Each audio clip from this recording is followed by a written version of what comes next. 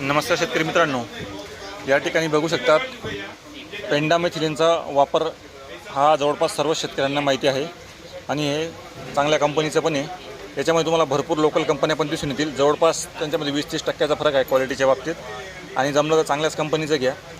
आता जे लोक कापूस लागवड करताय किंवा इतर पिकांसाठी पण त्याचा वापर करतात, पण समजा तुम्ही कापूस लागवड करत असणार तर कापूस लागवडीच्या आधी जर आपण पेंडामेथिलिनची फवारणी केली आणि लगेच त्याला पाणी दिलं तर जवळपास 1 महिन्यापर्यंत तण उगवत नाही।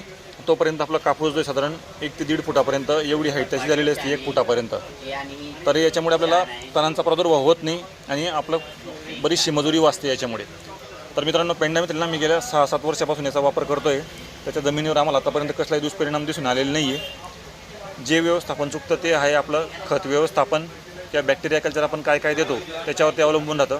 त्यामुळे आम्ही आतापर्यंत 5-7 वर्षापासून याचा वापर करतोय पेंडामेथिलिनचा, तर अतिशय चांगला रिझल्ट भेटलेला आहे।